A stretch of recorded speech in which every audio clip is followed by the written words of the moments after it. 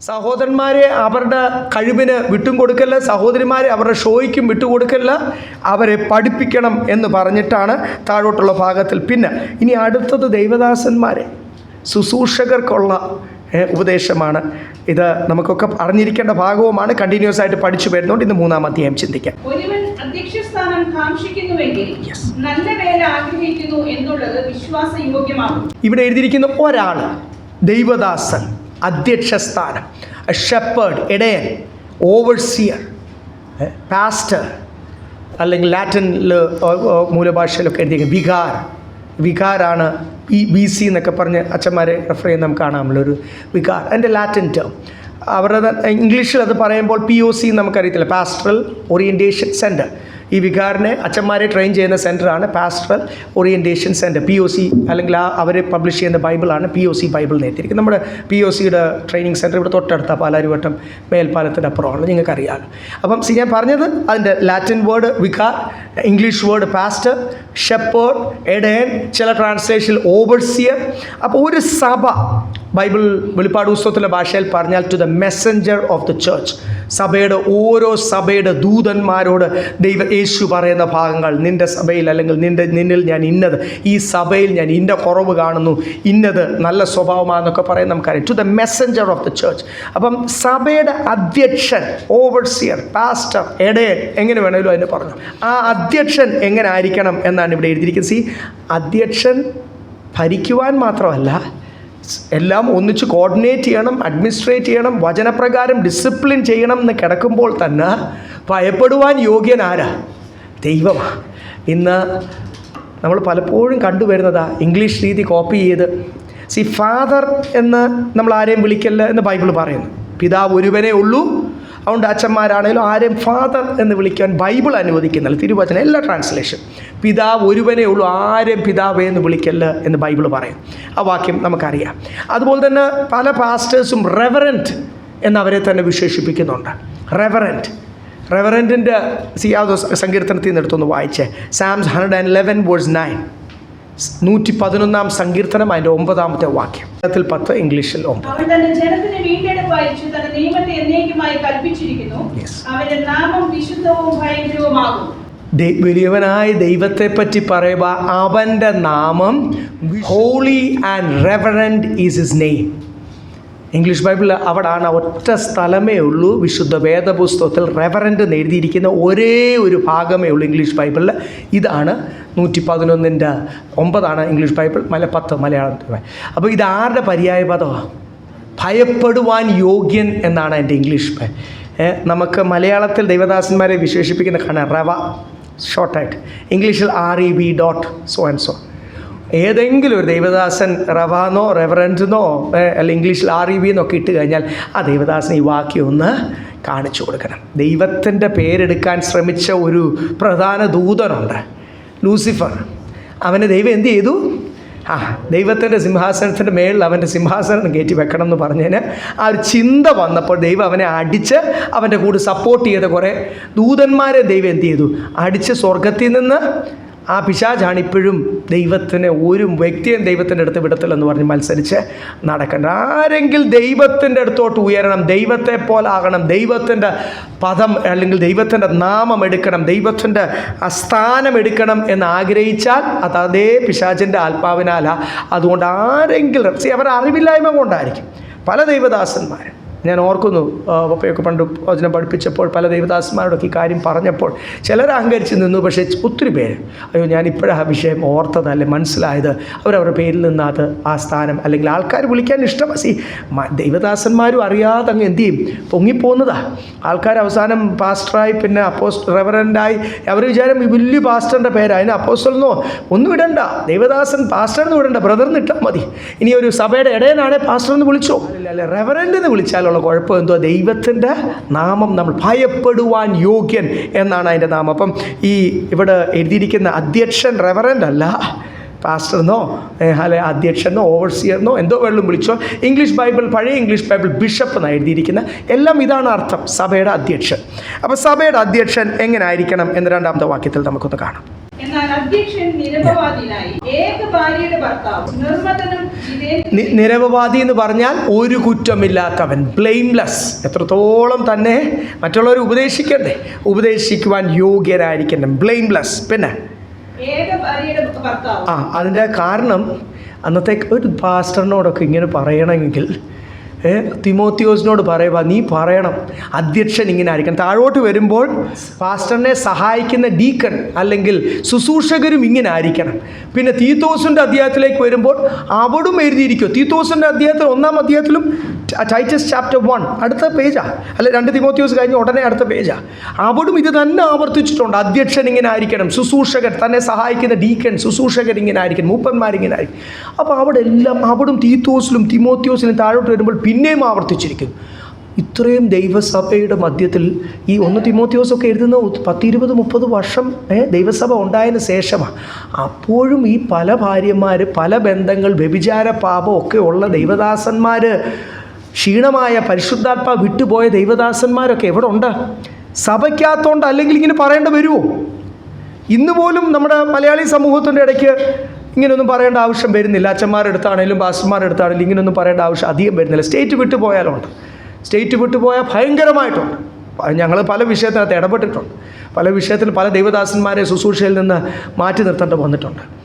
അതുകൊണ്ട് ഞങ്ങളുടെ കൂടെ ഒക്കെ പ്രവചിച്ചുകൊണ്ടിരുന്നത് ആ വിഷയത്തിലൊക്കെ കട്ടിയായ തീരുമാനം കാര്യം എത്ര പറഞ്ഞിട്ടും ദൈവദാസൻ സമ്മതിക്കുന്നത്. പക്ഷേ ജാതികൾക്കും അറിയാം, ദേശത്തിന് മുഴുവനും അറിയാം. അപ്പം ഏക ഭാര്യയുടെ വീഴാൻ ചാൻസ് ഉള്ള ഏരിയകളാണ്.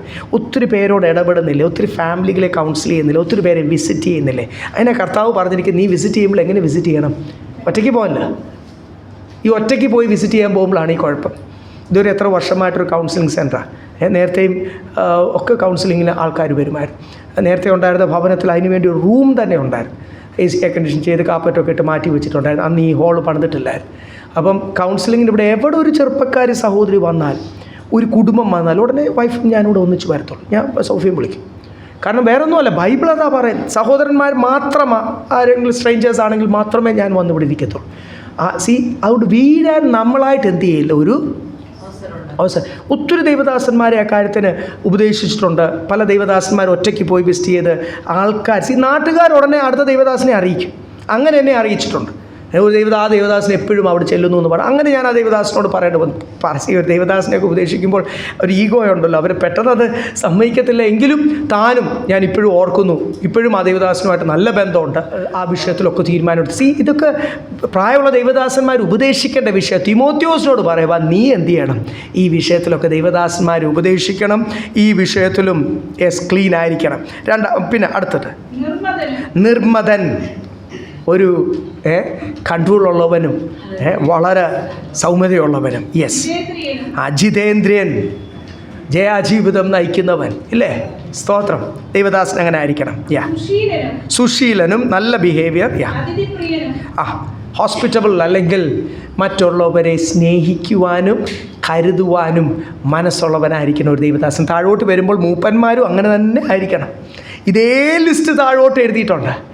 അപ്പോൾ സഭയിൽ ശുശ്രൂഷയിൽ ദൈവം ഓരോ രീതിയിൽ നമ്മളെ ഉപയോഗിക്കുന്നുണ്ടെങ്കിൽ അടുത്ത ലിസ്റ്റിൽ വരുന്നുണ്ട്.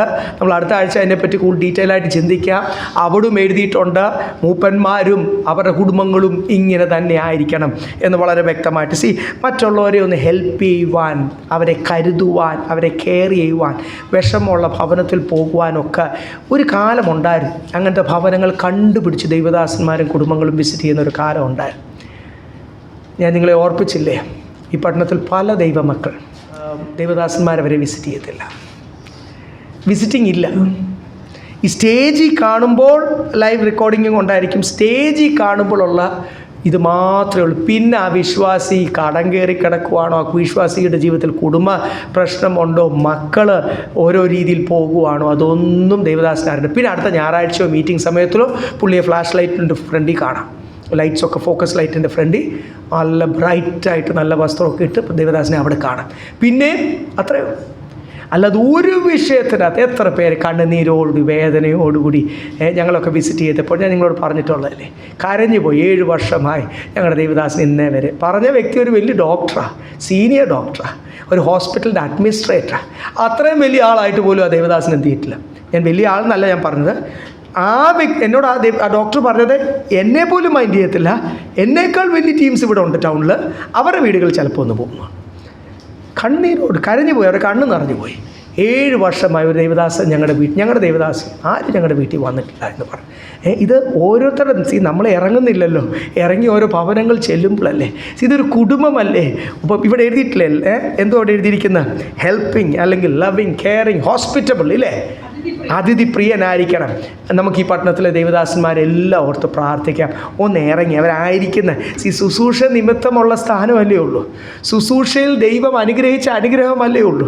ഈ ദേവദാസന്മാരൊന്ന് തിരിഞ്ഞ് ചിന്തിച്ച് നോക്കിയാൽ ഇവരാരായിരുന്നു, ഏത് അവസ്ഥയിൽ കൂടെ ഒക്കെ കടന്നു പോയതാണെന്ന് വ്യക്തമായിട്ട് അറിയാമല്ലോ. ശുശ്രൂഷയിൽ എന്തെങ്കിലും ലഭിക്കുമ്പോൾ, ശുശ്രൂഷ നിമിത്തം ദൈവം ഒന്ന് അവരുടെ ലൈഫ് സ്റ്റാൻഡേർഡ്സ് ഒക്കെ ഒന്ന് ഉയർത്തുമ്പോൾ, പിന്നെ ഇറങ്ങി അങ്ങോട്ട് ചെല്ലുവാൻ മനസ്സില്ലാതിരിക്കുന്ന ഒത്തിരി ദേവദാസന്മാരുള്ള പട്ടണത്തിലാണ് നമ്മളായിരിക്കുന്നത്. അവരെ ഓർത്തൊന്ന് പ്രാർത്ഥിക്കാം. ദാവീദ് ചിന്തിച്ച പോലെ പഴയ കാലം ഒന്ന് ചിന്തിക്കുവാൻ അവരുടെ ഉൾക്കണ്ണുകളെ ദൈവം പ്രകാശിക്കട്ടെ. ദേവദാസന്മാരിങ്ങനെ ആയിരിക്കണം. പിന്നെ ഉപദേശിപ്പാൻ സമർത്ഥനായിരിക്കണം. സമർത്ഥൻ എന്നല്ല, വേർതി ടു ടീച്ച്. സമർത്ഥന്മാരല്ലാരും വാക്കുകൾ, ആ നല്ല വാക്കുകൾ, നല്ല ജ്ഞാനം, ഒത്തിരി പുസ്തകങ്ങൾ വായിക്കുന്നവർ, ഒത്തിരി അവർ അപ്ഡേറ്റഡ് ആണ്. അപ്പോൾ സമർത്ഥന്മാരാണ് ഇന്നത്തെ പ്രാസംഗികന്മാരും ഉപദേശിമാരും. പക്ഷേ ഉപദേശിപ്പാൻ എന്തായിരിക്കണം? യോഗ്യന്മാരായി. മൂലഭാഷയിലൊക്കെ അങ്ങനെ എഴുതിയേക്കുന്നത്, യോഗ്യന്മാരായി തീരണം. ആ ഉപദേശിക്കുന്നത് അവരുടെ ജീവിതത്തിൽ കാണണം, ഉപദേശിക്കുന്നത് അവരുടെ കുടുംബത്തിൽ പ്രാക്ടീസ് ചെയ്യണം. താഴോട്ട് വരുമ്പോൾ അതും നമുക്ക് കാണാം. യെസ്, അപ്പോൾ ഇതൊക്കെ അന്ന് ഉപദേശിമാരിടയ്ക്കുണ്ടോ? ഉപദേശിമാരിടയ്ക്കുണ്ടോ? നമുക്ക് കേരളത്തിൽ ഇതൊക്കെ വളരെ രഹസ്യമായിട്ട് നടക്കുന്നുണ്ടായിരിക്കും. ഞാൻ പല വിഷയങ്ങൾ കേട്ടിട്ടുണ്ട്. നമ്മൾക്കിപ്പോഴും നമ്മുടെ ഭാരതത്തിന് വേണ്ടി പ്രാർത്ഥിക്കുമ്പോൾ എല്ലാ സംസ്ഥാനത്തെയും അവിടുത്തെ ശുശ്രൂഷകരെ ഓർത്ത് ദൈവാത്മാവ് ഓർപ്പിക്കുമ്പോൾ ഒന്ന് പ്രാർത്ഥിക്കണം. ഒരു എക്സാമ്പിൾ ഞാൻ പറയാം. ഞങ്ങൾ വിശാഖപട്ടണത്ത് കടലിനോട് ചേർന്ന് നമുക്കൊരു പ്രെയർ ഹോൾ ഉണ്ടായിരുന്നു. ആ പ്രെയർ ഹോളിൽ ഞങ്ങൾ ഈ കന്തമാൽ ഇഷ്യൂ വന്നപ്പോൾ 2 ഉപദേശം, ഞങ്ങൾക്ക് ഒത്തിരി പേരെ ഒന്നും സപ്പോർട്ട് ചെയ്യാനോ ഒന്നും പറ്റിയില്ല. ആദ്യം ഭയങ്കരമായിട്ട് അന്നറിയാമല്ലോ, 300 തൊട്ട് 500 പേരിങ്ങോട്ട് VHP RSSകാരങ്ങോട്ട് ഇറങ്ങി എല്ലാത്തിനും വെടിവെച്ച്, അതവർ ഈ നാടൻ തോക്ക ഉപയോഗിച്ച് എല്ലാവരുടെയും കഴുത്തിൽ ഉള്ളിൽ ദേഹത്തൊക്കെ ബുള്ളറ്റിൻ്റെ പീസസ് ഉണ്ട്. ആദ്യം ഒരു സുശേഷകനെയും കുടുംബത്തെയും, അവർക്ക് മക്കളുമില്ല, അവർ വലിയൊരു പ്രസ്ഥാനമൊക്കെ നടത്തിക്കൊണ്ടിരിക്കുമായിരുന്നു. അവർ ഓടി ജീവനെ പേടിച്ച് അവർ ഭാര്യയും ഭർത്താവും കൂടെ പാത്തിരിക്കാൻ കുറ്റിക്കാടുമില്ല. ഒറീസയിലൊക്കെ അനുഭവം അങ്ങനെ, മരുഭൂമി പോലല്ലേ, ഈ തറയുന്ന ഈ ഹൈറ്റൊക്കെയുള്ള കാടുകൾ. അവർ പറഞ്ഞു ഒന്ന് ഓടി പാത്തിരിക്കാൻ. അവർക്ക് ഈ ആൾക്കാരിങ്ങനെ ഇളകി അവിടെ അങ്ങനെ മോബ് എന്ന് പറയും, ഇളകി വരുമ്പോഴേ അവർക്കാരെ തല്ലി തകർത്ത് കാണുന്നവരെല്ലാം കൊന്ന് ഈ ഉപദേശിയെ കൊല്ലാൻ തന്നെ വന്നതാണ്. അവരങ്ങനെയാണ്. ആ സമയത്ത് കന്തമാൽ ഇഷ്യൂ നിങ്ങൾ കേട്ട് കാണുമല്ലോ. ഇവരെല്ലാവരും വന്നപ്പോൾ ഭാര്യയും ഭർത്താവോട് ഓടി, പിന്നെയും ഓടി വനത്തിൽ പോയി അവർ ഒളിച്ചിരുന്നു. ഒരു രാത്രി മുഴുവൻ ഒളിച്ചിരുന്ന്, രാത്രിയിൽ ഇറങ്ങി അവരിട്ട വീട്ടിലെ ഡ്രസ്സും ചപ്പലും ഇട്ട് അവർ മൊബൈലിൻ്റെ ചാർജ് തീരുന്നതിന് മുമ്പേ ഞങ്ങൾ വിളിച്ചു പറഞ്ഞു വിശാഖപട്ടണത്തിന് ട്രെയിൻ കയറുകയെന്ന് പറഞ്ഞാൽ അവരെ കളക്ട് ചെയ്ത് ഞങ്ങളുടെ ഒരു ഉപദേശിയുടെ ഭവനത്തിലാക്കി. അത് ഞങ്ങൾ ഓർക്കുന്നു. പിന്നെ അടുത്ത ഒരു ഒഡിയ അവരുടെ അപ്പച്ചനാണ് അവിടുത്തെ ആദ്യത്തെ സഭ സ്ഥാപിച്ചത്. അപ്പച്ചൻ്റെ മോൻ, കൊച്ചുമോൻ, ഉപദേശിയുടെ മോനും കൊച്ചുമോനും അവരൊക്കെ അവിടെ ശുശ്രൂഷയിലുള്ളവരും അവരുടെ സഭയൊക്കെ അവിടെ ഉള്ളവരാണ്. ഈ അപ്പനെയും മോനെയും കൂടെ ഞങ്ങൾ എന്ത് ചെയ്തു, ഞങ്ങളുടെ മോൻ വക്കീലാണ്, LLM ഒക്കെ പഠിച്ച ഒരു അഡ്വക്കേറ്റാണ്. ഈ 2 പേരെയും കൂടെ, ഉപദേശിയും മോനും 2 പേരെയും കൂടെ ഞങ്ങളുടെ സഭാ ഹോൾ, ഞങ്ങളവിടെ താമസിക്കുന്നില്ല, സഭാ ഹോൾ തുറന്നു കൊടുത്തിട്ട് അവിടെ താമസിച്ചോളാം. കാര്യം അവർക്ക് ശരീരത്തിലെല്ലാം ബുള്ളറ്റുണ്ട്. ഇതിൻ്റെ ഈ ബുള്ളറ്റൊക്കെ അകത്തിങ്ങനെ ഇരിക്കുന്നതുകൊണ്ട് അത് എടുക്കാൻ വേണ്ടി അവർക്ക് അവിടെ ഹോസ്പിറ്റലില്ല. ഇവിടെ KGH എന്ന് പറഞ്ഞ വലിയൊരു ഗവൺമെൻറ് ഹോസ്പിറ്റലുണ്ട്. അവർ നമ്മൾ ചെന്ന് പറഞ്ഞാൽ എന്ന് അവരത് ചെയ്യും. പാസ്റ്റർമാർ പറയുമ്പോൾ അവിടെ ഭയങ്കര വിലയാണ്, അങ്ങനെ ഒരു സ്ഥലം ആന്ധ്ര. അപ്പം അവിടെ ചെന്ന് ഞങ്ങൾ ഡോക്ടറിനെ തന്നെ കണ്ട് പറഞ്ഞ് ആ സർജറി കാര്യങ്ങളൊക്കെ ഒരാഴ്ച ടൈമുണ്ട്. ഒരാഴ്ച ഞങ്ങൾ അവരെ അവിടെ ഒന്ന് താമസിപ്പിച്ചതാണ്. ആ താമസിപ്പിച്ച സമയത്ത് ആ ഉപദേശിയും മോനും ഉണ്ടാക്കിയ പുകിൽ കുറച്ച് മണിയൊന്നുമല്ല. ഇവർക്കറിയാമല്ലോ എപ്പോഴും കുപ്പി കിട്ടും. കുപ്പി വാങ്ങിച്ച് അതിൻ്റെ അകത്തിരുന്ന് അപ്പനും മോനോട് മദ്യപിച്ച് എന്നിട്ട് അവിടെ ആ റോട്ടിൽ കൂടി പെണ്ണുങ്ങൾക്ക് നടക്കാൻ വയ്യാതെ ഞങ്ങൾ നാട്ടുകാരെല്ലാം കൂടി ഞങ്ങളെ വിളിച്ച് അവരെ ഞങ്ങളോടുള്ള സ്നേഹവും ബഹുമാനവും കൊണ്ട് അവരെ അടിച്ചില്ലെന്ന് മാത്രമേ ഉള്ളൂ. ഒരാഴ്ച കൊണ്ട് അവർ അത്രയും സീൻ അവിടെ ഉണ്ടാക്കി. ഞാൻ പറഞ്ഞില്ലേ, സ്റ്റേറ്റ് വിട്ടു പോയാൽ ഈ മദ്യപാനവും പെൺവിഷയവും ഇതൊക്കെ ഭയങ്കരമായിട്ടുണ്ട്. ഞങ്ങൾ ഒത്തിരി വിഷയങ്ങൾ ഡീൽ ചെയ്തിട്ടുണ്ട്. അതുകൊണ്ട് ജാതികളുടെ ഇടയ്ക്ക് ഉള്ള ഒരു രീതിയാണ് അത്. പണ്ട് തൊട്ടൊരു അടിസ്ഥാനവും ഇവിടെ കേരളത്തിൽ വന്ന ദൈവമക്കളൊക്കെ ശക്തമായിട്ട് നിന്നതുകൊണ്ടും കേരളത്തിലെ ഒരു നാട്ടുകാർ പോലും വെറുതെ വിടാത്തതുകൊണ്ടും ഒക്കെയാണ് ഇവിടെ അത് അധികം ഇറക്കാത്തത്. എങ്കിലും രഹസ്യമായിട്ടൊക്കെ എല്ലാ വിഷയങ്ങളും കാണും. ആത്മീയമായിട്ട് ഒരാൾ ക്ഷീണിച്ചാൽ, പരിശുദ്ധാത്മാവ് വിട്ടുപോയാൽ ഈ പാപങ്ങളൊക്കെ വരും. തിമോത്തിയോസിനോട് പറയുക, സഭയിലുള്ള അധ്യക്ഷന്മാരെ ഉപദേശിക്കാൻ മദ്യപാനിയാകല്ല, ഏകഭാര്യ ഭർത്താവാകണം. ബൈബിളിൻ്റെ അകത്താണ് എഴുതിയിരിക്കുന്നത്. അപ്പോൾ ആ കാലഘട്ടത്തിൽ എന്തുണ്ടായിരുന്നു? ക്ഷീണത്തിൽ വന്ന് പഴയ പാപത്തിലേക്കൊക്കെ വീണു പോകുന്ന ദൈവദാസന്മാരുണ്ടായിരുന്നു എന്നല്ല എൻ്റെ വ്യക്തം. അവരോട് പറയണം എന്താകല്ല? മൂന്നാമത്തെ വാക്യം, മദ്യപ്രിയനാകല്ല, തല്ലുകാരനാകല്ല, ശാന്തൻ, കലഹിക്കാത്തവൻ, പിന്നെ സ്തോത്രം. പിന്നെ വലിയൊരു വിഷയമാണ് ദ്രവ്യാഗ്രഹം ഇല്ലാത്തവൻ.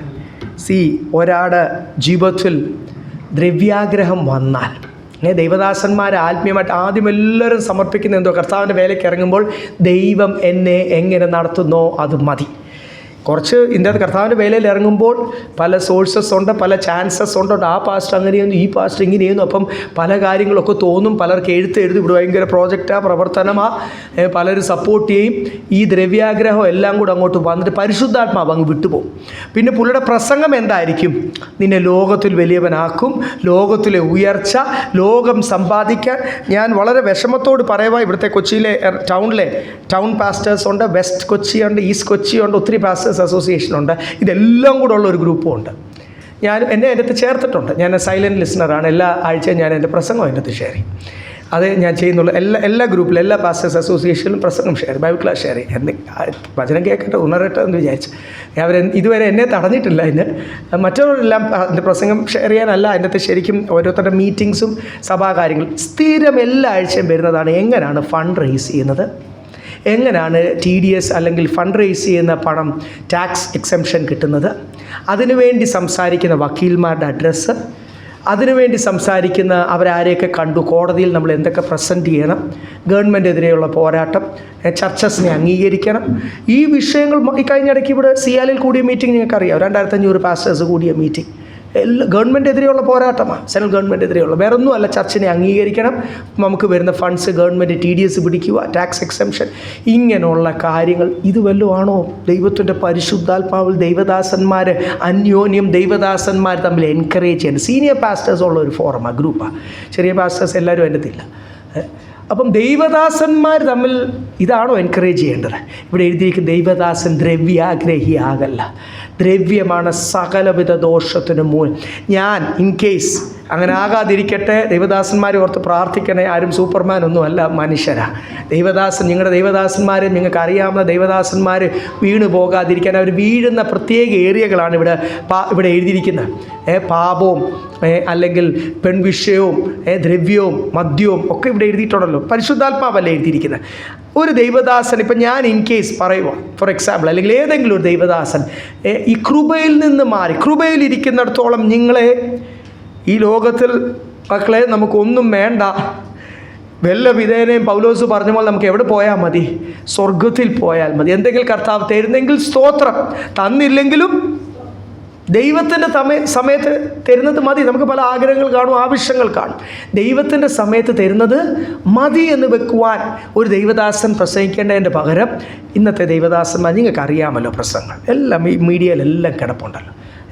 1 അല്ല 2 അല്ല 90% പ്രസംഗങ്ങൾ എന്തിനെ ഫോക്കസ് ചെയ്താൽ? നിങ്ങൾക്ക് ലോകത്തിൽ ഭൗമിക വിഷയങ്ങൾ നിങ്ങൾ ആഗ്രഹിച്ചാൽ മതി, കിട്ടും. നിങ്ങളുടെ ആഗ്രഹങ്ങളെയൊക്കെ കർത്താവ് അങ്ങ് മാനിക്കും. നിങ്ങളുടെ ആഗ്രഹങ്ങൾ സഫലീകരിക്കുന്ന രീതിയിലുള്ള കാര്യങ്ങളും അതുപോലെ ബൈബിളിൽ നമ്മുടെ ആഗ്രഹങ്ങൾ ജഡത്തിൻ്റെ ആഗ്രഹങ്ങളാണ്, നമ്മുടെ ആഗ്രഹങ്ങൾ ഭൗമിക ആഗ്രഹങ്ങളാണ്. മനുഷ്യരായിട്ട് നമ്മൾ ആഗ്രഹിക്കുന്ന മുഴുവൻ ഭൗമിക വിഷയങ്ങളാണ്. അതുപോലെ കർത്താവിന് വിഷയമാണ്. എത്ര പ്രാവശ്യമാണ് നമ്മൾ ബൈബിളിൻ്റെ അകത്ത് എഴുതിയിരിക്കുന്നത്, നമ്മളത് വായിച്ചിരിക്കുന്നത്. ദൈവത്തിൻ്റെ വിഷയം നിൻ്റെ അകത്തെ മനുഷ്യൻ രൂപാന്തരം പ്രാപിച്ച് കാഹളം ഊതുമ്പോൾ സ്വർഗ്ഗത്തിൽ പോകണം. എന്തെങ്കിലും ദൈവം തന്നിട്ടുണ്ടെങ്കിൽ സ്തോത്രം, കൂടുതൽ തന്നിട്ടുണ്ടെങ്കിൽ കൂടുതൽ കണക്ക് പറയണം എന്നാണ് ദൈവത്തിൻ്റെ വചനം പറയുന്നത്. അപ്പം ദൈവം നമ്മളെ ഏൽപ്പിക്കുന്ന ഓരോ കാര്യങ്ങൾ ആ ദൈവനാമ മഹത്വത്തിന് വേണ്ടി ദൈവം പറയുന്ന പോലെ ചെയ്യേണ്ട വിഷയങ്ങളാണ്. പക്ഷേ ഞാനിപ്പം ആത്മീയമായിട്ട് ക്ഷീണിച്ച് ദൈവത്തിൻ്റെ പരിശുദ്ധാത്മാവ് വിട്ടുപോയാൽ എൻ്റെ പ്രസംഗങ്ങൾ അല്ലെങ്കിൽ ആ ദൈവദാസൻ്റെ പ്രസംഗങ്ങൾ മുഴുവനും ഫോക്കസ് ഈ ലോകത്തിലെ ലക്ഷറീസ്, പിന്നെ സൂപ്പർ ലക്ഷറി. ഇപ്പോൾ ചില ദൈവദാസന്മാരുണ്ട് ഇവിടെ ടൗണിൽ പ്രസംഗിക്കുന്ന അവരുടെ വിശ്വാസികൾ എന്നോട് പറഞ്ഞു, ഞങ്ങൾ ദൈവദാസൻ ലക്ഷറി അല്ല പ്രസംഗിക്കുന്നത്, നമ്മളതൊന്നും പാടില്ല, അതൊക്കെ സാധാരണ ജാതികൾക്കൊക്കെ ഉണ്ട്. Super luxury. നിങ്ങളൊക്കെ ഏതിലേക്ക് കടക്കണം? വെറും ലക്ഷറി അല്ല, സൂപ്പർ ലക്ഷറി. നിങ്ങൾ ഈ പോറ്റിയുടെ സ്വപ്നം, ദ ബ്രോക്കൺ പോട്ട്, ഓർമ്മയുണ്ടോ കുഞ്ഞുങ്ങൾക്കൊക്കെ? കൊച്ചിലെ 1ാം ക്ലാസ് 2ാം ക്ലാസ്സിലൊക്കെ എല്ലാ സിലബസിലും ഉണ്ട്. എന്തുവാ പോറ്റിയുടെ കഥ? എന്തുവാ? പോറ്റി ഇങ്ങനെ പണിയെടുക്കത്തില്ല ആ പോറ്റി. എന്നിട്ട് സ്വപ്നം കണ്ടു. സ്വപ്നം ആകെപ്പാടെ അറിയാമല്ലോ, എലിയൊക്കെ കൊണ്ടുപോയിരിക്കാൻ ഉറി അല്ലെങ്കിൽ കലത്തിൽ തൂക്കിയിട്ടേക്കുന്ന കഞ്ഞിയോ കിച്ചടിയോ ഏതാണ്ട്, ഇത് വടക്കിൻ്റെയും കഥയാണല്ലോ, കിച്ചടിയായിരിക്കും. അപ്പോൾ എന്തോ അതിനകത്ത് കഞ്ഞിയൊക്കെ അതിനകത്തുണ്ട്. ആകെപ്പാടെ അതേ ഉള്ളൂ ആ വീട്ടിൽ, ദാരിദ്ര്യമാണ്. ആ പോറ്റി സ്വപ്നം കാണുക, ഞാൻ ഇങ്ങനെ വലിയ വീട് പണിയും, ഭയങ്കര കൊട്ടാരം പോലത്തെ വീട് പണിയും, മക്കൾ, ഭാര്യ, ആ മക്കളെയൊക്കെ അടിക്കാൻ ഓടിച്ച് അടിച്ചത് എന്തിനാ? ആ കലം പൊട്ടി ആ ഉള്ള അല്പം വീട്ടിലുണ്ടായിരുന്ന ആ ഭക്ഷണം കൂടെ എന്ത് ചെയ്തു? ഈ ദൈവദാസന്മാർ സ്വപ്നം കാണിച്ച് സാധുക്കളായ ദൈവമക്കളെ സൂപ്പർ ലക്ഷറി നിന്നെ ദൈവമക്കൾക്കോട്ട് അത് കിട്ടുന്നുമില്ല. ദൈവദാസനാണ് എങ്ങനെയൊക്കെയോ അവിടുന്ന് ഇവിടുന്നൊക്കെ ഫണ്ട് റേസ് ചെയ്ത് ഒപ്പിക്കുന്നുണ്ട്. പരിശുദ്ധാത്മാവ് വിട്ടുപോയ ഒരു സഭയിൽ നടക്കുന്ന കാര്യമാണ് ഞാൻ ഈ പറയുന്നത്. ചുമ്മാതിരിക്കുന്ന ആൾക്കാരെ സ്വപ്നം കാണിച്ച് നീ ഇറങ്ങിക്കോ, കൂടുതൽ റിസ്കി ബിസിനസ്സിൻ്റെ അകത്തും റിസ്കി കാര്യത്തിൻ്റെ അകത്ത് ഇടപെട്ട അവസാനം കടവും കയറി ദേവദാസൻ ലാസ്റ്റ് കൈ ഒഴിയും. ഞാൻ പറഞ്ഞിട്ടാണോ ചെയ്തത്? അപ്പോൾ ഇങ്ങനെ ഞാൻ പറഞ്ഞില്ല, സ്വപ്നം കാണിപ്പിക്കുന്ന സാത്താൻ്റെ പരിപാടി ഇതാ. ഹൗവയോട് വന്ന് പറഞ്ഞ എന്തുവാ? നീ ആ ഹൗവ സാത്താൻ്റെ ഉപായത്തിൽ വീണ പോലെ നീ എന്ത് ചെയ്യല്ല? പുതിയ നിയമത്തിൽ അത് എടുത്തു പറഞ്ഞിട്ടില്ലേ? അതുകൊണ്ട് ഉപായത്തിൽ നീ ഈ ഫലം കഴിച്ചാൽ നിൻ്റെ കണ്ണ് തുറക്കും, നിനക്ക് നിത്യജീവൻ പ്രാവൻ്റെ ഫലം കൂടി കഴിച്ചാൽ നീ ആർക്കും പിന്നെ നിന്നെ കൊല്ലാൻ പറ്റത്തില്ല, നീ ദൈവത്തെ പോലാകും. ദൈവത്തെ പോൽ, ദൈവം ഭയങ്കരൻ തേജസ്സുള്ളവൻ, ഭയങ്കരനായ ദൈവം എല്ലാ ദിവസവും ഏദൻ തോട്ടത്തിൽ വരുമ്പോൾ ഈ സാധാരണ അല്ലെങ്കിൽ സൃഷ്ടിയായ ഹൗവ വിചാരിച്ചു ഞാൻ ആരെ പോലാവും? ആ പവറും ആ അതോറിറ്റിയും ആ നിത്യജീവനും ഒക്കെ പ്രാപിച്ച അതിനാണ്, അല്ലാതെ അത് കണ്ട് അതിൻ്റെ രുചിയൊന്നും അല്ല. ദൈവത്തെ പോലാകും, നീ വലിയ ആകും എന്നുള്ള ആ വലിയതാകും എന്നുള്ള ആ ഒരു ടെംപ്റ്റേഷൻ സാത്താൻ ഇട്ട് കൊടുത്ത അതേ സാത്താൻ്റെ ആത്മാവിനാലാണ് ദൈവദാസന്മാരുണ്ട്. ദ്രവ്യാഗ്രഹം ഒരു ദൈവദാസന് വന്നാൽ ദൈവദാസൻ പ്രസംഗിക്കുന്നതിലും എന്ത് കാണും? ആ മെസ്സേജിൽ മുഴുവൻ ദ്രവ്യാഗ്രഹമുണ്ട്. ദൈവദാസന്മാരെ ഓർത്ത് പ്രാർത്ഥിക്കണം. അവർ അത്യാഗ്രഹികളും ദ്രവ്യാഗ്രഹികളും ഇംഗ്ലീഷിൽ എഴുതിയേക്കുന്ന കവച്ചസ്, അത്യാഗ്രഹികളാകല്ല. പിന്നെ സ്വന്തം കുടുംബത്തെ നന്നായി ഭരിക്കുന്നവൻ, മക്കളെ പൂർണ്ണ ഗൗരവത്തോടെ അനുസരണത്തിൽ പാലിക്കുന്നവനുമായിരിക്കും. ഇവിടെ എഴുതിയിരിക്കുന്ന സ്വന്തം കുടുംബത്തെ നന്നായി. അപ്പോൾ ഈ ഡിസിപ്ലിനിങ് തുടങ്ങേണ്ടത് എവിടാ? ഭവനത്തിലാണ്. ഭാര്യ, മക്കൾ അവരെല്ലാം കൃപയോടുകൂടി ഡിസിപ്ലിൻ ചെയ്ത് അത് കഴിയുമ്പോഴാണ് അവന് എന്ത് ചെയ്യാൻ പറ്റുന്നത്? ദൈവം സഭയെ ഡിസിപ്ലിൻ ചെയ്യുവാൻ. അപ്പോൾ സഭയെ ഡിസിപ്ലിൻ ചെയ്യുന്ന ട്രെയിനിങ് കൊടുക്കുന്ന ദൈവദാസൻ എവിടാ? ഭവനത്തിലാണ്. അവിടെ വീഴ്ച വന്നാൽ പിന്നെ സഭയെ നീ എങ്ങനെ പിന്നെ സഭയെ കൊണ്ടുപോകും? എങ്ങനെ സഭയെ ഭരിക്കും? എങ്ങനെ സഭയെ ഡിസിപ്ലിൻ ചെയ്യും എന്നാണ് ബൈബിളിൻ്റെ അകത്ത് എഴുതിയിരിക്കുന്നത്. അപ്പോൾ സ്വന്തം കുടുംബം മുഴുവൻ വായിച്ചേ. സ്വന്തം കുടുംബത്തെ നന്നായി ഭരിക്കുന്നവനും മക്കളെ പൂർണ്ണ ഗൗരവത്തോടെ അനുസരണത്തിൽ പാലിക്കുന്നവനുമായിരിക്കും. സ്വന്തം കുടുംബത്തെ ഭരിക്കാൻ അറിയാത്തവൻ ദൈവസഭയെ എങ്ങനെ പരിപാലിക്കും? എത്ര വ്യക്തമായിട്ടാണ് പരിശുദ്ധ സ്വന്തം കുടുംബത്തെ, അധ്യക്ഷനോടായി എഴുതിയിരിക്കുന്നത്, സ്വന്തം കുടുംബത്തെ നന്നായി ഭരിക്കുവാൻ അറിയാത്തവൻ പിന്നെ എങ്ങനെ ദൈവസഭയെ പരിപാലിക്കും? ഞാനിപ്പോഴും എൻ്റെ മക്കളോട് പറയും, നിങ്ങളെ ഡിസിപ്ലിൻ ചെയ്യുമ്പോൾ നിങ്ങൾക്ക് എന്നോടാ ദേഷ്യം, പക്ഷെ വേറെ രക്ഷയില്ല. എനിക്ക് വചനം ശുശ്രൂഷിക്കണമെങ്കിലും മറ്റുള്ളവരെ കൗൺസിൽ ചെയ്യണമെങ്കിലും ഉപദേശിക്കണമെങ്കിലും ആദ്യം ഈ ശുശ്രൂഷ എവിടെ ചെയ്യണം? അതുകൊണ്ട് എന്നോട് ദേഷ്യപ്പെട്ടിട്ട് കാര്യമില്ല. I cannot allow you. മക്കൾ മുമ്പ് ഇരിപ്പുണ്ടല്ലോ, ഒരു രക്ഷയില്ല മക്കളെ, എനിക്കും വേറെ രക്ഷയില്ല. ഇത് ദൈവം എൻ്റെ മേൽ തന്നിരിക്കുന്ന അല്ല പിന്നെ എനിക്ക് ശുശ്രൂഷ ചെയ്യാൻ പറ്റത്തില്ല പ്രാഗൽഭ്യത്തോട്. ഇന്ന് എത്ര ദൈവദാസന്മാരാണെന്നറിയാം. ഭാര്യമാർ പറയുന്നത് കേട്ട്, മക്കൾ പറയുന്നത് കേട്ട്, എന്നിട്ട് ചില ദേവദാസന്മാർ നാണമില്ലാതെ അത് പബ്ലിക്കിൽ അങ്ങ് പറയും. എൻ്റെ ഭാര്യ, സഭയുടെ തീരുമാനമാണ്, ഞാൻ ഭാര്യയോടും ചോദിച്ചായിരുന്നു, ഭാര്യയും പറഞ്ഞു ഇങ്ങനെ ചെയ്താൽ മതി, അതുകൊണ്ട് ഞാനങ്ങ് ചെയ്യുന്നു. ചില ദേവദാസന്മാർ ഞാൻ കേട്ടിട്ടുണ്ട് നാണമില്ലാതെ പറഞ്ഞു, എൻ്റെ മക്കൾ പറഞ്ഞു. ചില വിശ്വാസികളുമുണ്ട്, മക്കൾ പറഞ്ഞു, അതുകൊണ്ട് ഞാനിങ്ങനെ അങ്ങ് ചെയ്യുക. ഈ മക്കളും ഈ ബൈബിളിൻ്റെ അകത്ത് എഴുതിയിട്ടുണ്ട്, ഭർത്താക്കന്മാർ, നമ്മൾ ആ ഭാഗമൊക്കെ ഡീറ്റെയിൽ ആയിട്ട് ചിന്തിച്ചാൽ അതിലേക്ക് കടക്കുന്നില്ല. ദൈവത്തിൽ നിന്ന് ആലോചന പ്രാപിച്ച് എങ്ങനെ ദൈവദാസൻ ദൈവത്തിൽ നിന്ന് ആലോചന പ്രാപിച്ച് ആദ്യം കുടുംബത്തെ നന്നായിട്ട് ഡിസിപ്ലിൻ ചെയ്യണം. അല്ലേ നീ പിന്നെ എങ്ങനെ? കാര്യം ഈ ഒരു ഞാൻ ഫോർ എക്സാമ്പിൾ പറയാം, ഒരു കുടുംബത്തിൻ്റെ അകത്ത് നടക്കുന്ന പല കാര്യങ്ങൾ കാണും. മക്കൾ അവരെ ടീനേജിലേക്ക് കയറുമ്പോൾ, അത് കഴിഞ്ഞിട്ടും അവരവരുടെ കുടുംബങ്ങളിലാകുമ്പോഴൊക്കെ കുടുംബത്തിൻ്റെ അകത്ത് നടക്കുന്ന പല, ഭർത്താവ് അറിയാതെ അപ്പൻ അറിയാതെ നടക്കുന്ന പല വിഷയങ്ങൾ കാണും. ചിലപ്പം ഫോർ എക്സാമ്പിൾ അമ്മമാർക്ക് എപ്പോഴും ഒരു സോഫ്റ്റ് കോർണർ ഉണ്ടല്ലോ, അമ്മമാരും ചിലപ്പോൾ ഒക്കെ അതിന് കൂട്ട് നിന്നെന്നൊക്കെ ഇരിക്കും. അപ്പം അങ്ങനെ നിന്നെന്നിരിക്കും. പക്ഷേ ഒരപ്പൻ ദൈവം കൊടുക്കുന്ന ജ്ഞാനത്തിൽ അതെല്ലാം അറിഞ്ഞിരിക്കണം. അല്ലെങ്കിൽ ഇത് അവസാനം ആ മക്കൾ പ്രശ്നത്തിൽ ചെന്ന് ചാടി ദൈവനാമം ദുഷിപ്പിക്കുന്ന അനുഭവത്തിൽ ലോകം പറഞ്ഞിട്ട് വേണം ഈ അപ്പൻ അറിയാൻ. അതൊരു ജ്ഞാനമാണ്, അതൊരു കൃപയാണ്. എല്ലാ ഏരിയയിലും പുള്ളിയുടെ ശ്രദ്ധ എത്തണം. വീട്ടിൽ നടക്കുന്ന മുഴുവൻ കാര്യങ്ങളും, എവിടെ ആണെങ്കിലും പുള്ളി പുറത്ത് പോയി പ്രവർത്തിക്കുന്നവനൊക്കെ ആയിരിക്കും, പുള്ളി അറിയാതെ അവിടെ ഒരു സ്പൂൺ അനങ്ങല്ല. അതൊരു കൃപയാണ്, അതൊരു ജ്ഞാനമാണ്, ദൈവം കൊടുക്കുന്ന ഒരു പരിജ്ഞാനമാണ്. അതുപോലെ തന്നെ ദൈവദാസൻ സഭയിൽ നടക്കുന്ന ഓരോ സംസാരം, പുറകെ കൂടെ നടക്കുന്ന സംസാരങ്ങൾ കാണും, പാസ്റ്റർ അറിയാതെ നടക്കുന്ന സംസാരങ്ങൾ കാണും, ഡിസ്കഷൻസ് കാണും. എല്ലാ വിഷയവും ദൈവത്തിൻ്റെ പരിശുദ്ധാത്മാവും വെളിപ്പെടുത്തും. പൗലോസിനോട്, സഭയിലെ പല ആൾക്കാരെ പൗലോസിനോട് എഴുതി അറിയിച്ച പോലെ എങ്ങനെയാണേലും ദൈവം അനുവദിക്കും ദൈവദാസന് അത് അറിയുവാൻ. ഒരു ദൈവദാസന് എല്ലാ കാര്യവും അറിയണം, അല്ലെങ്കിൽ സഭ സ്പ്ലിറ്റ് ആകുമ്പോൾ മാത്രമേ ദൈവദാസന് അത് അറിയത്തുള്ളൂ. അതുകൊണ്ടാണ് ഒരു ദൈവദാസൻ എത്രത്തോളം പ്രാപ്തനായിരിക്കണം ആ കാര്യത്തിൽ എന്ന് പറയുന്നത്. താഴോട്ട്.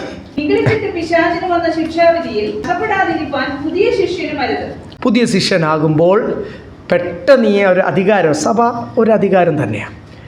ഒരു വ്യക്തിയെ പിശാചിനെ ഏൽപ്പിച്ചു കൊടുക്കാനും ഒരു വ്യക്തിയെ പിശാചിൻ്റെ പിടിയിൽ നിന്ന് ദൈവസന്നിധിയിൽ കൊണ്ടുവരാനും രണ്ടിനുമുള്ള അധികാരം കൊടുത്തിട്ടുണ്ടെന്ന് ബൈബിളിൽ തന്നെ പുതിയ നിയമത്തിൽ അപ്പോസ്തലന്മാർ പ്രാക്ടീസ് ചെയ്ത് നമ്മൾ കാണും.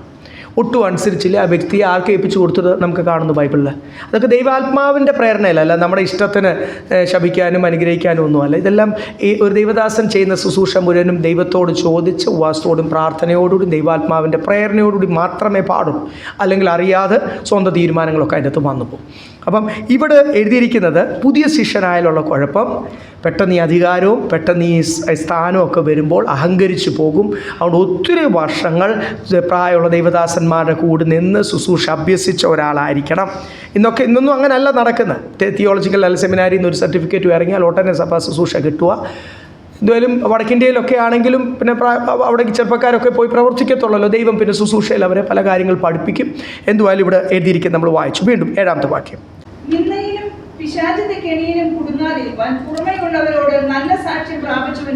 A good testimony. ദേശത്ത് ജാതികളുടെ മുമ്പിൽ കുടുംബക്കാരുടെ മധ്യത്തിൽ എല്ലായിടത്തും ഒരു നല്ല സാക്ഷ്യമുള്ളവൻ. ഇത്രയും നമ്മൾ പഠിച്ചത് ദൈവദാസന്മാരെ പറ്റി അല്ലേ? ഇനി താഴോട്ട്. ഇനി നമുക്ക് അടുത്ത ആഴ്ച ചിന്തിക്കാം. എങ്കിലും ഞാൻ 1-2 കാര്യം മാത്രം ചിന്തിച്ചിട്ട്, കാര്യം ഈ ദേവദാസൻ മാത്രം പഠിച്ചാൽ പറ്റത്തില്ലല്ലോ. നിങ്ങളെയും ദൈവം ശുശ്രൂഷയ്ക്കായിട്ട് ഒരുക്കുമല്ലേ. ശുശ്രൂഷകരെങ്ങനെ ആയിരിക്കണമെന്ന് പഠിക്കണം. ഈ ദൈവദാസന് കൊടുത്തിരിക്കുന്ന അതേ മാനദണ്ഡങ്ങളാണ് ശുശ്രൂഷകർക്കും ദൈവം കൊടുത്തിരിക്കുന്നത്. സഭ വളരുന്നതനുസരിച്ച് സഭയിൽ ദൈവദാസനെ അസിസ്റ്റ് ചെയ്യുവാൻ deacons, Baptist church, CSI churches ഒക്കെ ഒരു ഇംഗ്ലീഷ് രീതി ചെയ്യുന്നതുകൊണ്ട് ഡീക്കൻസും പിന്നെ എങ്ങനെ അവിടുത്തെ പഴയ ചർച്ചിലെ ഡീക്കനസൊക്കെ ആയിരുന്നു സുശീല ചേച്ചി എന്ന് പറഞ്ഞ് കേട്ടിട്ടുണ്ട്. ആ സ്ഥാനമൊക്കെ അവിടെ വിട്ടിട്ടല്ലേ ഇങ്ങ് വന്നത്? അയ്യോ, അപ്പോൾ അവിടെ മെമ്പർഷിപ്പ് ഇപ്പോഴും ഉണ്ടോ? ആണോ? ഇനി വേർപെട്ട് ആത്മാവിലും സത്യത്തിൽ ആരാധിക്കുന്നവരെ അറിയിച്ചില്ലേ? ആണോ? സ്തോത്രം പ്രൈസ് ദി ലോർഡ്.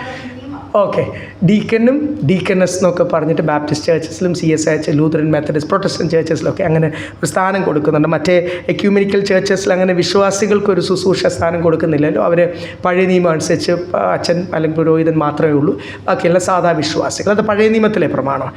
എന്തുവായാലും ഡീക്കൻ എന്നുള്ള പദം വരാൻ കാരണം ദൈവദാസൻ്റെ ഇംഗ്ലീഷ് വായിക്കുമ്പോൾ ഒരു ഓഫീസ് അണ്ടർ ദ പാസ്റ്റർ, അല്ലെങ്കിൽ ദൈവദാസൻ്റെ കീഴിൽ ദൈവദാസനെ അസിസ്റ്റ് ചെയ്യുന്ന ശുശ്രൂഷകർ. അത് സഭയിൽ പ്രായം കൊണ്ട് മാത്രമല്ല, എങ്കിലും വെറും ചെറുപ്പക്കാരാകല്ല എന്ന് നമ്മളിപ്പോൾ തൊട്ട് മുമ്പ് കണ്ടതുപോലെ താഴെ നമ്മൾ ഒരു ഡീക്കൻ എങ്ങനെ ആയിരിക്കണം എന്ന് നമ്മൾ കാണുന്നു. കാര്യം അല്ലെങ്കിൽ പെട്ടെന്ന് അഹങ്കരിച്ചു പോകും എന്ന് നമ്മൾ കാണുന്നു. അപ്പം ശുശ്രൂഷയിൽ അതിനകത്ത് വേറെ ക്വാളിഫിക്കേഷനൊന്നും അല്ല. അതിനകത്ത് ശുശ്രൂഷയിൽ ദൈവം നമ്മളെ ശുശ്രൂഷയ്ക്കായിട്ട് ഒരുക്കുന്ന ഒത്തിരി ഹമ്പിൾ ചെയ്യുവാനും എല്ലാവരും ഉൾക്കൊള്ളുവാനും ദൈവത്തിൽ നിന്ന് പ്രാപിക്കുവാനും അത് മറ്റുള്ളവരോട് പറഞ്ഞ് മനസ്സിലാക്കുവാൻ, നേരത്തെ നമ്മൾ വായിച്ചില്ല, ഉപദേശിക്കുവാൻ സമർത്ഥൻ. ദൈവത്തിൽ നിന്ന് പ്രാപിക്കുക മാത്രമല്ല, അത് പറഞ്ഞ് മനസ്സിലാക്കുവാൻ. അത് പറയുമ്പോൾ അവർ ഇളകാൻ പാടില്ല, അത് പറയുമ്പോൾ അവർ ഉൾക്കൊള്ളണം, അത് തികഞ്ഞ പരിജ്ഞാനത്തോടി പറയണം. അവിടെയൊക്കെ ദൈവദാസന് ദൈവം കൊടുക്കുന്ന ഒരു കൃപയാണ്. അപ്പം ഈ ഒരു 1-2 വാക്യം മാത്രം വായിച്ചിട്ട് നമുക്ക് അടുത്ത ആഴ്ച ബാക്കി ചിന്തിക്കാം. 8-ാമത്തെ വാക്യം, ഒരു ശുശ്രൂഷകന്മാർ ധനശാലികളായിരിക്കണം, ഇരുവാക്കുകാരും മദ്യപന്മാരും ദുർലാഭമോഹികളുമരുത്. ഈ താഴോട്ട് എഴുതിയിരിക്കുന്ന കാര്യങ്ങളെല്ലാം ആരെപ്പറ്റി എഴുതിയിട്ടുണ്ട്? ആ ദൈവത്തിനും ആ വാക്യം മുഴുവൻ വായിച്ചേ. അവർ വിശ്വാസത്തിന്റെ മർമ്മം ശുദ്ധ മനസാക്ഷിയിൽ വെച്ചുകൊള്ളുന്നവരായിരിക്കണം. വിശ്വാസത്തിൻ്റെ മർമ്മം ശുദ്ധ മനസാക്ഷിയിൽ വെച്ചുകൊള്ളുന്നവരായിരിക്കണം. വിശ്വാസികളായി നിങ്ങൾ ഓരോരുത്തരും ശുശ്രൂഷയ്ക്കായിട്ട് ഒരുങ്ങുമ്പോൾ നിങ്ങളെല്ലാവരും ദൈവം എന്തിനാണ് വിളിച്ചിരിക്കുന്നത്? ശുശ്രൂഷയ്ക്കായിട്ടാണ് വിളിച്ചിരിക്കുന്നത്. ഈ ശുശ്രൂഷയ്ക്കായിട്ട് ഒരുങ്ങുക എന്ന് പറയുന്ന വലിയൊരു പ്രോസസ്സിൽ കൂടെ നിങ്ങൾ ഈ നാളുകൾ പോകുന്നത്. അതിൻ്റെ ഒരു ആരംഭം മാത്രമാണ് നിങ്ങൾക്ക് പ്രബോധനം പറയുവാൻ 3 തൊട്ട് 5 മിനിറ്റ് വരെ തരുന്നതും പാടുവാൻ നിങ്ങൾക്ക് ദൈവം തന്നിരിക്കുന്ന കഴിവുകൾ, ദൈവത്തിൽ നിന്ന് പ്രാപിച്ച താലന്തുകൾ വർദ്ധിക്കുവാൻ സഭയിൽ ഉള്ള അവസരങ്ങളാണത്. അത് ജസ്റ്റ് ശുശ്രൂഷയുടെ തുടക്കം മാത്രം. പ്രസംഗമല്ലല്ലോ ശുശ്രൂഷ, പാട്ടല്ലല്ലോ ശുശ്രൂഷ. ശുശ്രൂഷ എന്ന് പറഞ്ഞത് മിനിസ്ട്രിങ്, മറ്റുള്ളവരെ ഉദ്ധരിക്കുവാൻ, മറ്റുള്ളവരായിരിക്കുന്ന അവസ്ഥയിൽ നിന്ന്, ആ ബന്ധനത്തിൽ നിന്ന് അവരെ ഉദ്ധരിക്കുവാൻ ഉള്ള എല്ലാ ഏരിയകളും ശുശ്രൂഷയ്ക്കകത്ത് ദൈവാത്മാവാണ് നമ്മളെ നയിക്കുന്നത്. അപ്പോൾ ഒരിക്കലും ആ ദൈവദാസനിലോട് ചേർന്നാണ് നിൽക്കുന്നത്. ദൈവദാസനെ പറഞ്ഞനുസരിക്കാതെ, അല്ലെങ്കിൽ ആ സഭയിൽ ഇടർച്ച വരുത്തുന്ന, അല്ലെങ്കിൽ എനിക്കിഷ്ടമുള്ളപ്പോൾ ഞാൻ ശുശ്രൂഷ ചെയ്യുമെന്ന് പറഞ്ഞ് ആർക്കും ശുശ്രൂഷ ചെയ്യുവാൻ കഴിയത്തില്ല. അത് കൊരിന്ത്യർ ലേഖനത്തിലും എഴുതിയിട്ടുണ്ട്. അത് നമ്മുടെ ഇപ്പോഴത്തെ വിഷയമല്ല, നമ്മൾ തിമോത്തിയോസ് ലേഖനമാണല്ലോ പഠിച്ചുകൊണ്ടിരിക്കുന്നത്. അപ്പോൾ ഇവിടെ എഴുതിയിരിക്കുന്ന ആ ശുശ്രൂഷയ്ക്കായിട്ട് ആ നല്ല മനസ്സാക്ഷി, ദൈവാത്മാവ് പറയുന്നത് അതുപോലും മനസ്സിലാക്കുവാൻ ഉള്ളൊരു കൃപ. ദൈവം അനുവദിക്കുന്ന നിന്ദകൾ, ദൈവം അനുവദിക്കുന്ന എല്ലാ കാര്യങ്ങൾക്കും താഴ്മ, ദേശത്തായിരിക്കും, ജാതികളുടെ ഇടയ്ക്കായിരിക്കും, കുടുംബക്കാരുടെ ഇടയ്ക്കായിരിക്കും, ദൈവം അനുവദിക്കുന്ന ട്രെയിനിങ്ങിനായിട്ട്. അല്ലാതെ എല്ലായിടത്തും ഉയർത്തി നിർത്തുന്നൊന്നും വചനം പറയുന്നില്ല. ദൈവം നമ്മളെ അങ്ങനെ താഴ്ത്തുന്നെങ്കിൽ അത് വരും ദിവസങ്ങൾ നമ്മൾ കൂടി വെളിപ്പെടേണ്ട ചില ശുശ്രൂഷകൾക്കായിട്ടാണ്. അത്രയും മാത്രം ഓർത്താൽ മതി. അപ്പോൾ ദൈവദാസനെ പ്രിപ്പയർ ചെയ്യുന്ന പോലെ തന്നെ നിങ്ങളെ ഓരോരുത്തരെയും വരുന്ന ആളുകളിൽ കർത്താവ് എന്ത് ചെയ്യും? പ്രിപ്പയർ ചെയ്യും. വരാതിരിക്കല്ലേ? സ്തോത്രം, ഹല്ലേലൂയ. പ്രിപ്പറേഷൻ, ആ പ്രോസസ്സ് നടന്നുകൊണ്ടിരിക്കുന്നു. ടഫ് പ്രിപ്പറേഷനാണ്. ദൈവം പല തീരുമാനങ്ങൾ എടുത്തെന്നിരിക്കും. ദൈവം എടുക്കുന്ന തീരുമാനങ്ങൾ ഓരോ ദിവസവും നമ്മൾ പ്രാർത്ഥിച്ച ദിവസം ആരംഭിക്കണം. കർത്താവേ, ഇന്നെൻ്റെ ജീവിതത്തിൽ ഹല്ലേലൂയ എനിക്ക് തരുന്ന ട്രെയിനിങ്ങിനായിട്ട് ഏത് അവസ്ഥയിൽ കൂടി കടന്നു പോയാലും, അല്ലാതെ ഞാൻ ചില കാര്യങ്ങൾ ദൈവമേ ഇങ്ങനെ ചെയ്യണമേ എന്ന് പറയാതെ, അത് നമ്മുടെ അറിവില്ലായ്മയില്ല, ആത്മാവിൽ പ്രാർത്ഥിച്ചാൽ ദൈവം തരുന്ന ശുശ്രൂഷ ട്രെയിനിങ്ങിനായിട്ട് സ്തോത്രം, ഹല്ലേലൂയ, നമ്മളെ ആദ്യം കർത്താവ് അങ്ങ് താഴ്ത്തും. ഒത്തിരി നമുക്കിഷ്ടമല്ലാത്ത കാര്യങ്ങളൊക്കെ, ജോലിയൊക്കെ നമ്മളെ കൊണ്ട് ചെയ്യിപ്പിക്കും. എന്നിട്ടാണ് ശുശ്രൂഷ. അല്ലാതെ 2 വാക്ക് അറിയാമെങ്കിൽ, അല്ലെങ്കിൽ എനിക്ക് ഇച്ചിരി പാടാൻ അറിയാം, അല്ലെങ്കിൽ പ്രസംഗിക്കാൻ അറിയാമെങ്കിൽ എഴുന്നേറ്റ് നിങ്ങൾ പറയുന്നതല്ല ശുശ്രൂഷ. ദൈവം തരുന്ന ട്രെയിൻ പ്രോസസ്സിൽ കൂടി കടന്നു പോകുന്ന ഒരു ശുശ്രൂഷകൻ, അവൻ്റെ കൂറ് മുഴുവനും ആരോടായിരിക്കും? ശുശ്രൂഷയോടായിരിക്കും. കർത്താവ് തരുന്ന ആ ജോലിയോടായിരിക്കും. നമ്മളെ ഓരോരുത്തരും അങ്ങനെ ട്രെയിൻ ചെയ്യട്ടെ. കർത്താവ് നിങ്ങളെ അതിന് വേണ്ടി ശുശ്രൂഷയ്ക്കായിട്ട് ഒരുക്കട്ടെ, സഹായിക്കട്ടെ.